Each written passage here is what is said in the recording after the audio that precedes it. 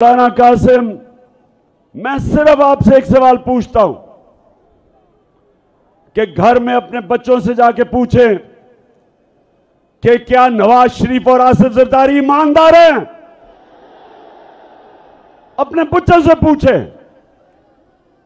अपने घर वालों से पूछें कि क्या तुम गवाही दे सकते हो कि ये जो 30 साल से मुल्क को लूट रहे हैं ये दो खानदान।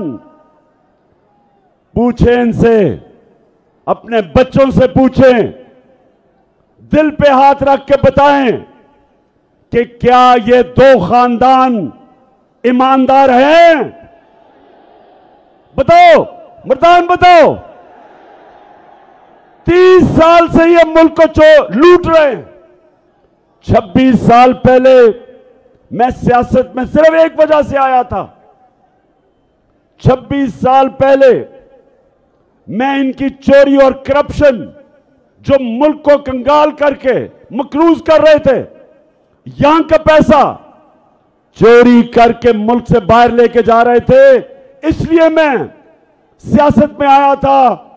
और इसलिए आया था कि जब आप एक इंसाफ का निजाम कायम करते हैं, जब आप ताकतवर को कानून के नीचे लेके आते हैं, जब एक मुल्क में इंसाफ आता है, तब वो मुल्क खुशहाल होता है।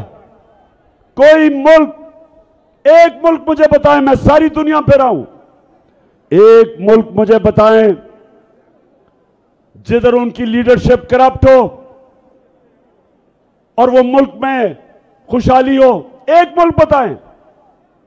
सारी दुनिया में देखी है, गुर्बत की सबसे बड़ी वजह जब उसके मुल्क के हुक्मरान मुल्क का पैसा चोरी करके मुल्क से बाहर ले जाते हैं। तो मौलाना कासिम, आज मैं इन सब के सामने खड़ा होकर कह रहा हूं कि अगर आप समझते हैं जिनके लिए, जिस कोलिशन में आप खड़े हैं, अगर आप वो ये समझते हैं कि ये नवाज शरीफ और इसका खानदान और जरदारी उसका खानदान अगर ये ईमानदार हैं, तो मैं आज आप सबको कहता हूं कि उसको वोट दे दो।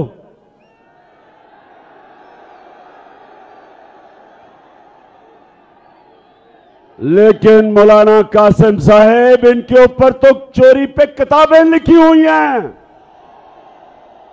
इनके ऊपर तो बीबीसी ने 2 फिल्में बनाई हुई हैं इन दोनों की चोरी पे। इनके ऊपर किताबें हैं इनकी चोरी की। मौलाना कासिम, मुझे जवाब दो, मेरे ऊपर हर रोज नई एफआईआर कटती है, हर रोज मैं अदालत में जाता हूं, हर रोज मैं जमानत लेता हूं। मौलाना कासिम, मुझे बताएं, मैं क्यों लंदन नहीं भाग जाता? मैं क्यों नहीं मुल्क छोड़ के जाता? मैं अदालत में भी इनका मुकाबला करता हूं, इन चोरों का, और मैं जमीन पे जाके अपनी कौम को जगाता हूं, अपनी कौम को बताता हूं कि मेरी कौम का कोई मुस्तकबिल नहीं, किसी कौम का भी कोई मुस्तकबिल नहीं जिसके ऊपर चोर मुसल्लत हो, जिनके ऊपर अरबों रुपए के केसेस हो। तो मुझे मौलाना कासिम, आप सुना अच्छे आदमी हैं, मुझे बताएं, आपका ज़मीर इजाजत देते हैं आपको इन चोरों के साथ खड़े होना?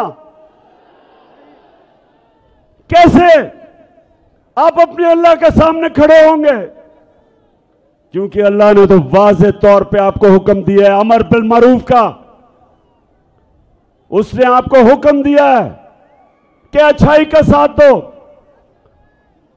और अगर आप ये समझते हैं कि इमरान खान करप्ट है और फिर चले जाएं इसके साथ, लेकिन अगर इमरान खान करप्ट होता तो वो भी आज दुम दबा के नवाज शरीफ की तरह मुल्क से बाहर भागा होता। तख्त भाई, लेकिन जिला तो मर्दान है।